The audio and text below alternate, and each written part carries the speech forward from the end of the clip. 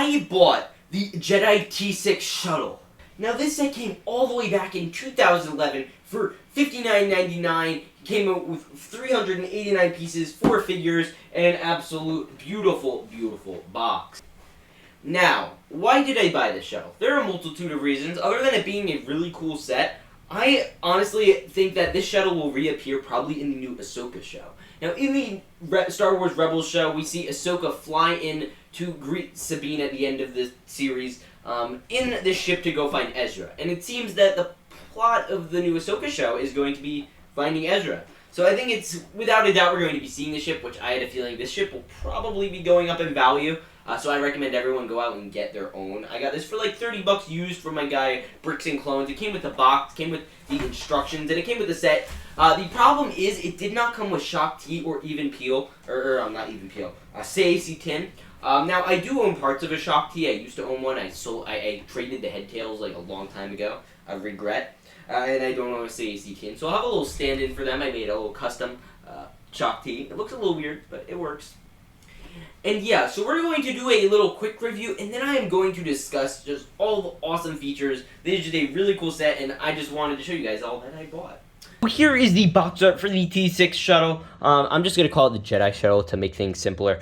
So yeah, you get a new look at CAC 10 and Shock T. You get a nice little depiction of them flying over some planet. This was a pretty frequented ship in the Clone Wars. I shot a lot. There are the figures again. You get a little description of all the figures. You also get this beautiful, beautiful, depiction of all the sets that came out. You also get, again, the set, some buttons and things and all the fun stuff.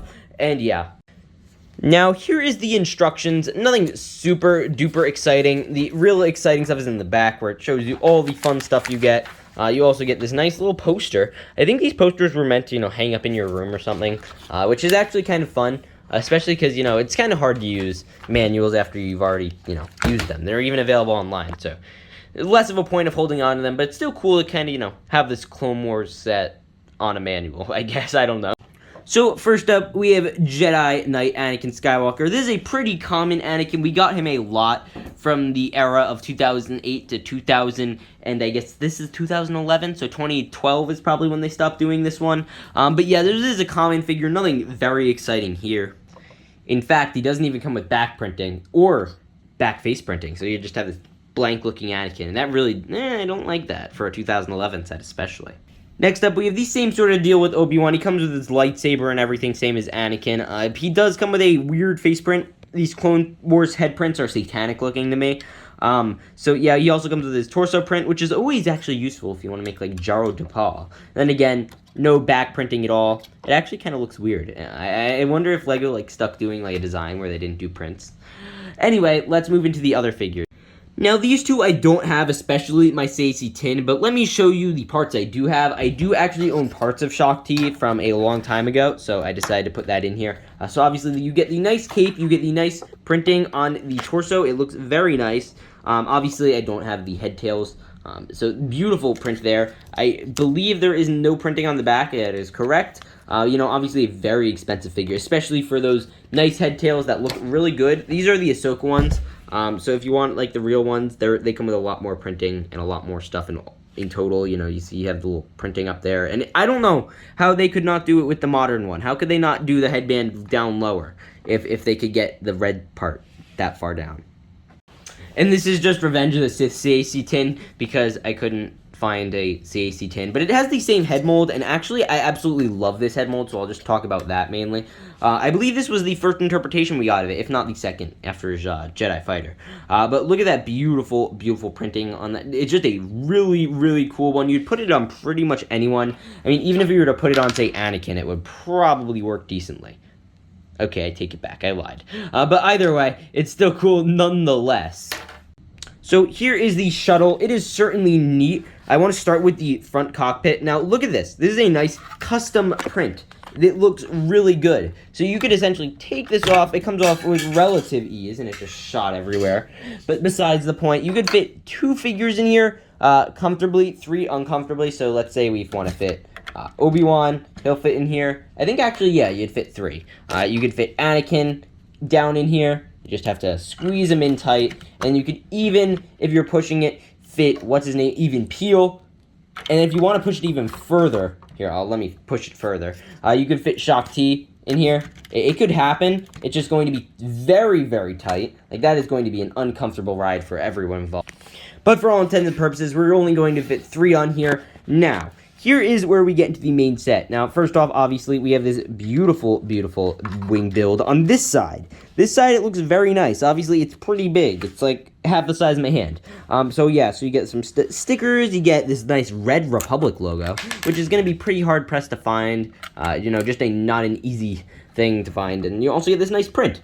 Same thing sort of here, same general idea. The problem I have, again, I'll talk about this later, is in the back area. It just does not look good.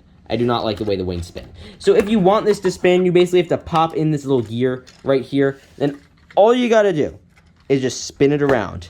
You just hold the back right around here, and you spin it around, and I'll try to demonstrate as best I can, so I'll move over there. So if you want to create it to look like kind of like a Mandalorian starfighter where it shoots, you know, like pew, pew, pew. So that will look really cool, and just a really neat design. So honestly, again, this ship is obviously pretty sick. You spin it round and round. It's super, super fun. I honestly really just enjoy the build. You just have, like, you grab the engine, you spin around like a Mandalorian fighter almost. And it just feels really, really cool. Now that doesn't leave it without its flaws. Obviously, in my opinion, the biggest flaw is this. And this was the problem with a lot of older sets. You have this beautiful looking side, they stickered out and decked out, and then you have the super thin side, which I also think is why these sets were so cheap. And the thing I've noticed generally about older sets, as I've been buying more of them recently, is where they lack in price because everyone's like, oh, look how big they were back then, and now they're so expensive and they're so much cheaper, or they're so expensive and they're so much smaller. Now, the reason that is because LEGO wants a certain quality. They want them to be very structurally sound, very good builds, and you have to sacrifice, you have to put a lot of technique, and you have to sacrifice size for that, essentially, which is why I say sets like the Razor Crest are smaller than they probably should be. And that's even probably why the new Bad Batch shuttle is going to be a lot smaller than the Republic Attack shuttle. That's just a fact of life.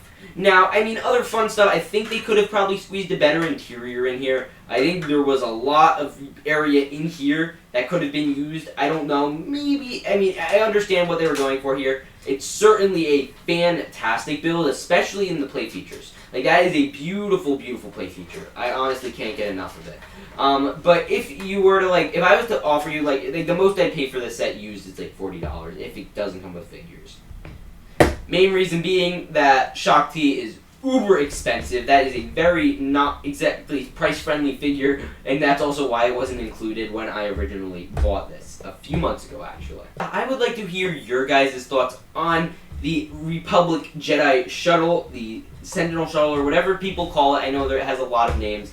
In my opinion, it's super fun, which is why I'm going to be giving it a 7.5 out of 10. The Shock T minifigure that officially came in the set looks gorgeous. The only, again, problem is it's a slightly loose build, and, you know, that just goes with older sets. I give them credit rating based on what a modern set would be like, so I guess that's not fair. In its time, it was probably closer to an 8.5. And again, 2011 was a very big year. You look at the backs of this box, you got some beautiful sets to work against. Like those are a lot of fantastic sets you have to. Come on, look at that. You get the cannon, you get the Mace Windu with the tactical droid, you get Captain Rex in this one. It's just it's tough competition. But yeah, I hope you guys enjoyed. Please remember to like, subscribe, hit the bell, do all the other things. Tell me if you own this set. I'll see you on the next one. Peace out. Stay awesome.